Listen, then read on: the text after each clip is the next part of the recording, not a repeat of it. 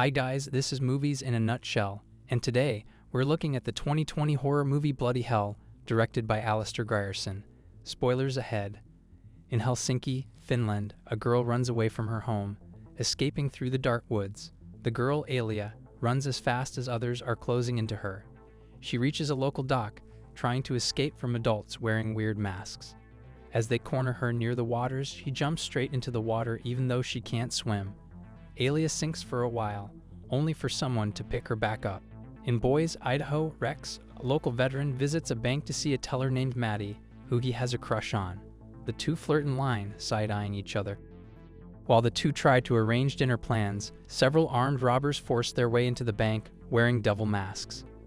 Rex instructs Maddie to run, as the robbers are ready to shoot people if they don't cooperate. They call out several names in the process, calling out the local tellers to have them open their tills. They shoot without prejudice, forcing their way behind the counter. The robbers also start asking for everyone's cash and wallets. Another customer spilled open her purse, revealing a firearm. Rex debates if he should take the gun to take control of the situation, but the woman surrenders her handbag as soon as possible. However, a commotion suddenly results in the bag dropping on his lap. Flashback sequences reveal that Rex successfully secured the bank by dispatching the armed robbers one at a time, but he is in the middle of a court proceeding. Rex can take control of the situation until he reaches the last robber, who he kills. Unfortunately, an innocent bystander dies after Rex maims the surrendering robber. The reception of Rex's actions is mixed, with some believing him to be a heroic vigilante, while others view him as a psychopathic murderer. Rex goes back and forth with his attorney before his trial, where he can either take a plea deal. The plea will have him serve a full 8 years in prison or try and gamble his innocence, only to potentially serve 20 to life if he is found guilty. Rex takes the plea deal, doing the entire 8 years in prison. After 8 years, Rex is out in the real world, seeing his face on the cover of a magazine inside a grocery store. Upon being released, Rex tries to enjoy the simple things in life, like eating at a burger joint. However, the media harasses him consistently, somehow seeing his conscience across his table. Rex gets visions of what he wants to do, including throwing the table at the paparazzi. In reality, he simply continues to eat his meal in silence, looking at the money he can use to start anew. Later, he returns to the bar where he was previously employed, talking to his friend Pete. Pete gushes over his friend, who he believes should write a book and build his reputation. They banter back and forth, eventually revealing that Maddie only visited once. He asks Pete for his personal belongings, and as he scrounges up his stuff, he details public opinion about what he did. As the public never knew what he indeed did inside the bank, people think of him either as a local hero or a psycho, depending on who you ask. Rex explains that he has made a calculated decision to get away to Finland, which he picked after shooting a spitball at a map while in prison. Pete tries to convince him to stay and get his job back, but Rex is adamant about going on an adventure in a foreign land. The movie cuts to a man running away from the cultists that attacked Alia earlier, who have him running into the woods. While he tries to gain distance, he somehow gets pulled up by something, with the only indicator being it's something big, as it was able to pull a grown adult up in the air. Meanwhile, Rex is shown at the airport, with everyone knowing who he is. For starters, an elderly Finnish couple stares at him without regard for his privacy. They discuss something in Finnish about capturing him. Another fanboy tries to adore him, showering him with praise as he compares Rex to John Wick. Another Finnish passenger attempts to warn him, but Rex doesn't take him seriously. The sensory overload forces him to get some quiet time in the toilet, where he goes and talks to his conscience. As he returns to his seat, he prepares to board his flight, sarcastically remarking at his luck when he notices the airport code for Boise to Helsinki is boy to hell. Upon landing, Rex is clearly out of his element, quickly entering a taxi. However, before he rode, the driver was scoping him out as he received the photo snapped by the Finnish couple from before. During the journey, the taxi driver fills the backseat with sleeping gas, even wearing a gas mask to protect himself. Later, we see Alia all grown up, telling a young boy named Ollie a story about an American getting eaten. The pair can hear Patty roaring from outside, eventually deciding that they simply need to continue reading the story. Rex awakens in an underground torture chamber, with one of his legs amputated at the knee and his hands bound to the ceiling. As he plans to scream his lungs out in pain, his conscience stops him from doing so. He works with his subconscious to deduce as much information about his predicament as possible. The two quickly discern that Rex is being held captive by the same couple in Finland, which annoys his conscience. The conscience immediately scans the area, which reveals several truths they can use. For starters, his attackers are veterans in what they do, as there are various toys around the room. The nasty knots in the estate mean incredibly isolated, and he's awake earlier than expected. He also realizes from many pristine bicycles that Rex is in the basement of a large family estate in rural Finland. The family has only started to sleep for the night. Ollie, whose full name is Olaf, starts wandering around the house and enters the basement to find Rex being held hostage. Rex's subconscious tells him he can hold Olaf hostage as an insurance policy to be set free from the family. Rex lures Olaf closer, using the child's curiosity to quickly incapacitate him with a massive kick using his stomp leg.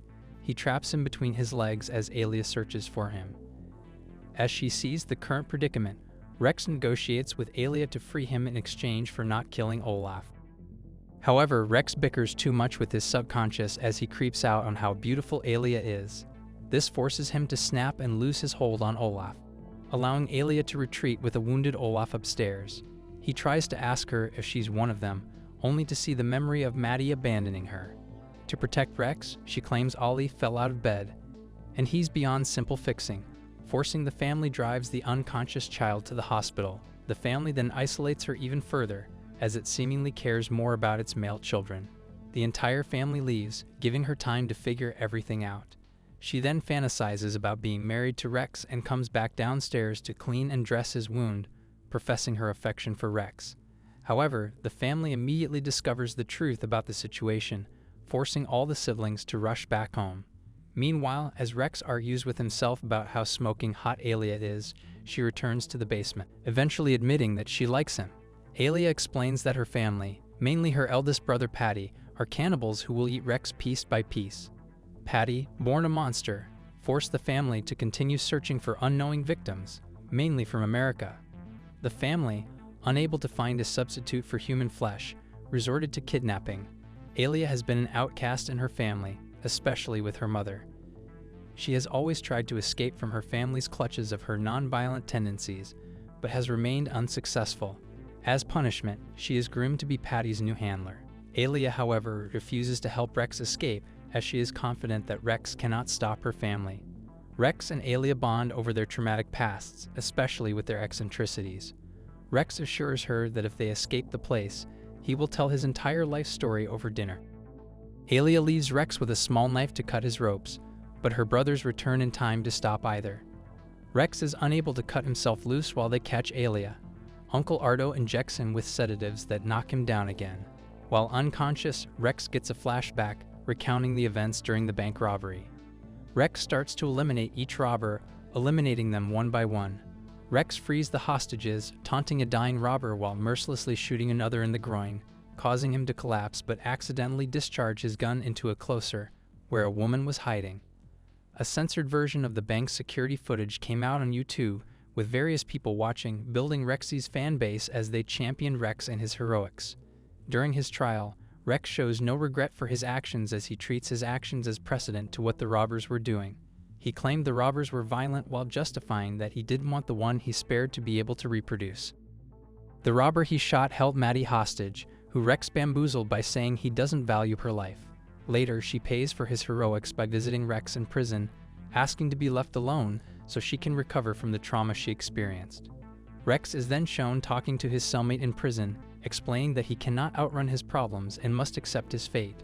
Not wanting to go to Finland, Rex lands all 3 spitballs on Finland, deciding it is the right place for him. Rex awakens to find Uncle Ardo starting to hack off his last good leg. He kicks him with such force that it throws the grown man a few meters away. Ardo decides to get more drugs while Rex uses the knife from Alia to set himself free slowly.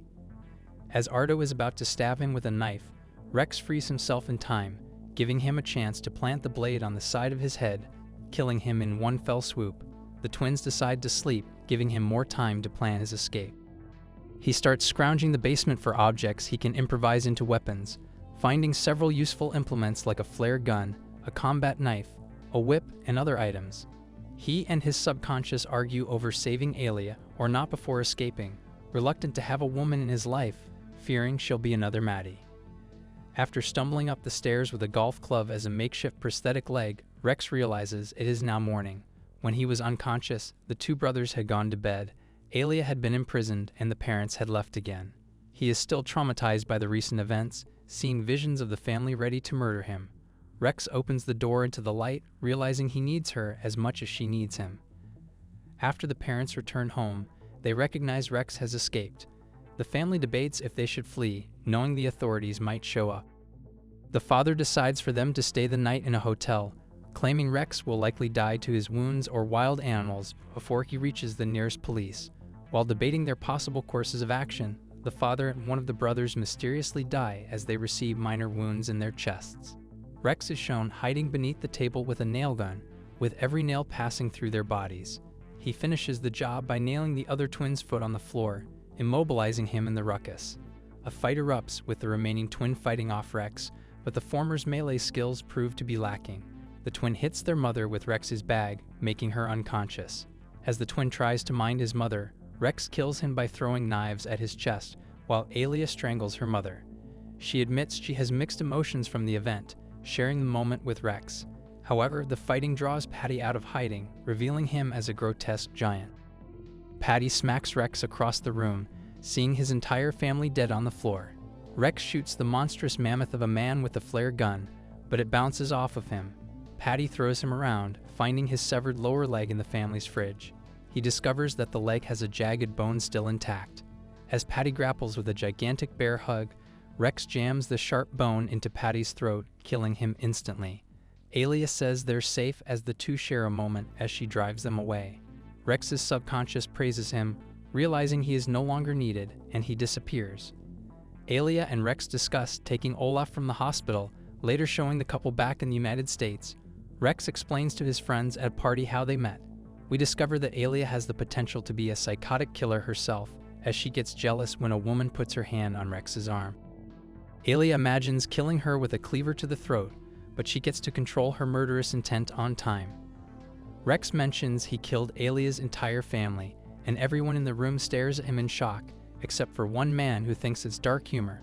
Confused by the tension, Rex says, "What?" Later, we see Olaf looking at a picture of his former family, seeing that his twin brothers were triplets. He then says it's time for an American banquet, which assumes he's also a remaining cannibal.